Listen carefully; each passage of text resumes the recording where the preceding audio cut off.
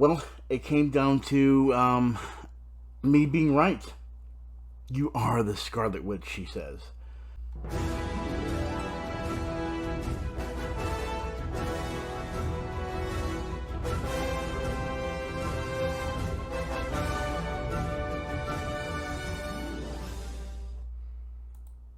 Welcome to the Great Pod, Joe Pop Putty Man here. Today, we are going to be reviewing and looking over the Easter eggs for Wandavision Episode 8.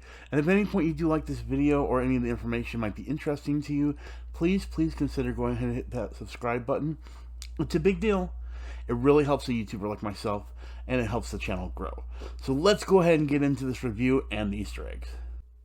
Okay, so starting off this episode, they started off with the actual title. If you guys aren't familiar, the last 7 titles, if you guys haven't watched it early in the morning when they first came out, there was no titles to them. They just said episode 1 to episode 8. This is the first time they're actually giving us a title early in that morning, and it says pre-release Leon. Okay, starting off the episode, we see that the Marvel Studios logo has went purple, which does signify Agatha's colors, which I do show a picture below of Agatha. She is represented by the purple colors, so that is awesome that they do that. Next, we have Agatha's trial with the Salem Witch Trials, which is pretty cool the way they did it. Unfortunately, when it comes to the Witches Coven that they have here, I don't know too much about it. Because I know about Agatha, but I know Agatha because of the Mephisto connection and things of that nature. And I know that they've had her work with other things like Doctor Strange. And Doctor Strange is going to be the one I actually have a little bit of a problem of following, which I'm going to have to do research for Doctor Strange.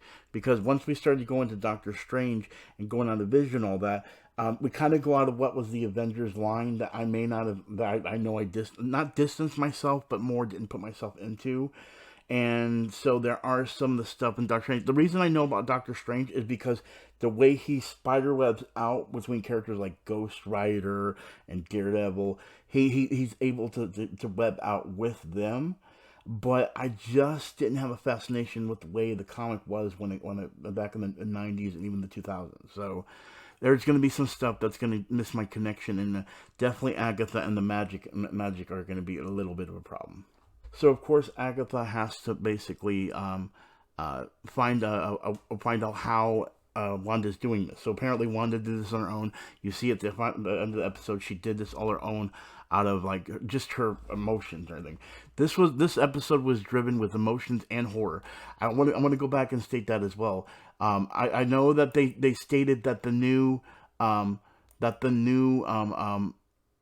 Doctor Strange movie, if you're not aware, is going to be a horror movie. Doctor Strange movie with Wanda in it is going to be a horror movie. And we could already see it, the manifestation here. That's also why I think there's one other theory that I want to go into as well. What I'm referring to is Chthon. Chthon is a character in the Marvel Comics that I don't have too much information about. That's one of those things, again, that I heard from here or there. But anyway, Chthon was the one that created the Darkhold. And in order for him to exist, he needs a vessel or a follower to cast a spell to bring him to be. That could bring in Agatha, but then that also could bring in Mephisto. I think what they could possibly doing here is they might be setting up a mini boss, as in like you might say in a video game, instead of being a major player like Thanos. I think this could be our next Ultron, but it has more set up for it than anything else. So I think we're gonna go from Agatha to Mephisto, and then Chthon or Chthon to Mephisto. I don't know, because Mephisto is basically like the devil, but Chthon actually is he's part of the Elder Gods, and so I think we would put him above Mephisto in that situation. I don't know. See, this is again when we start getting into a lot of the things that go into Doctor Strange. That does involve him, because another thing a lot of people don't realize is even though Wanda, aka Scarlet Witch, is very powerful, she was always based in the Avengers and the Marvel Comics, not Marvel Comics, but the X-Men universe, the mutant universe, because of her relationship with Magneto and everything. So when you dive into stuff like Doctor Strange, that was 2 worlds that did come together.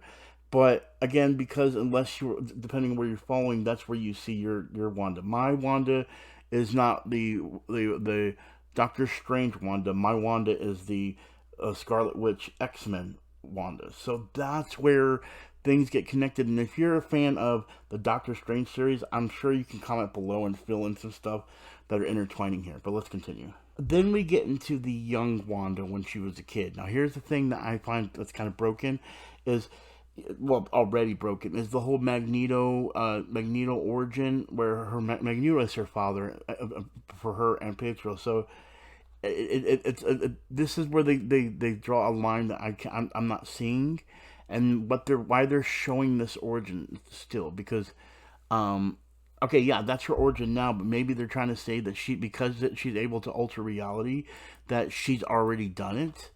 And that's, I don't know. That's what they're going heavily on the origin story. But the reason the reason why I feel like it's like a misguided attempt is because we do have all the stuff with the Dick Van Dyke show, and then as she's growing up, she's watching other shows.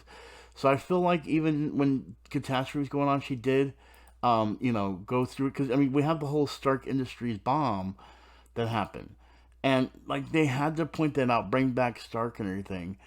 But it was such a tragic situation that this gives this more reality in this world. But then, why would she do something so traumatic to herself? Well, again, that's what I'm saying. Stark Industries would do that, but why would she put everything else in there as a dramatic? And that's where I'm confused. Like, is this because this is an alternate reality of her birth? And like, it's so weird. That's the one thing that's going to be haunting me when it comes to doing all my reviews and comparing it to the other X-Men universe, and how they're going to do those origins. Is getting Magneto to be her father is something that we want as fans, and is it going to happen? Okay, so now we're at this point in the episode where it's revealed that the MCU, which again, this is where I'm gonna screw this up so badly trying to explain this, going beyond it, because now my brain is hurting because of what I'm used to. Okay, so if you notice, what you see on the bottom of the screen are the stones you see in the movies, and the blue one is the space one, but in all reality, it's the mind one. Okay, because let me go and show you what I mean. In the comics, the blue is the Mind Stone. Oops. The blue is the Mind Stone. Come on now. The blue is the Mind Stone, and the yellow is the Reality Stone. So, is this blurring?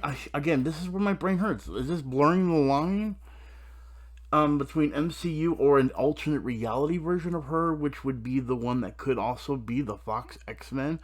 Like, I said there was a split reality between the Fox and that, but now, because of this episode and Pietro being known as not really Pietro based on Agatha's words, I know I'm see, you guys, I'm muttering on my breath. I don't know where this is going now. And see, here's the thing. I'm going through the Rogues Gallery of characters, and one of the characters that I thought of would be Chthon and the book, but they're focusing so much more on Agatha. I don't know, but again, Agatha could be revealed, because we still have one more episode next week. Anyway, I just wanted to fill in that the stones, basically, the stones that you're seeing in the movie and the ones you see in the comic books were switched, which brought confusion for comic book fans. And I feel like I've gotten used to what I know when it comes to blue being the Mind Stone, and then but see, it's still reversed, because I even think wasn't the Soul Stone not the way it was here. Yeah, see, it's the Time Stone, and that actually was used as the Time Stone in Doctor Strange. But that's the whole point I'm bringing up here, because this is what it was in the comic books, and it was the Soul Gem. I don't know. It's such a racking brain situation. All right. Anyway, let's continue with the episode. So I have to address this. This silhouette clearly shows me this is Scarlet Witch. So this is probably the either alternate reality version of Scarlet Witch, and this is where we start getting into the alternate realities of, like, you know, Spider-Man and other characters, which brings in the mutant universe. But you could tell by the headgear right here that they're going for her look right here with the V, because you could tell the hair would definitely block it, and then, you know, it goes down to the silhouette here. And then, so if we go and look at the picture I have at the bottom, you could see it does have a pretty good silhouette, but it's using the MCU version, definitely, so they're not really going to be showing any cleavage or anything like that. But I'm still happy they're embracing that outlook and vision of it. Vision, oh my god. Anyway, I'm just so happy they're doing that. That's what this looks like is going on here. It looks really good. I can't wait to see how she's going to look when she actually goes into the Scarlet Witch mode. Listen, I could just go ranting and everything, but we got to go ahead and continue with this review. Anyway, I just thought that was awesome. I had to bring that up.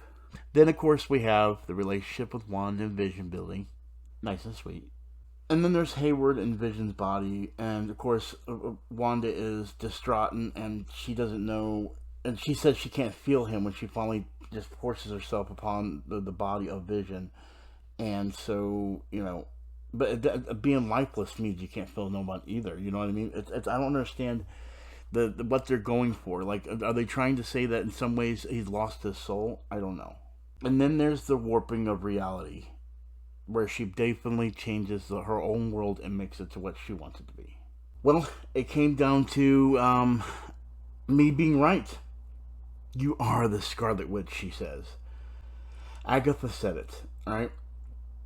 And as I stated earlier, I had always said that the whole thing about the Scarlet Witch and everything, and again, for me, 100%, it's 100% the MCU to Marvel situation that they're doing.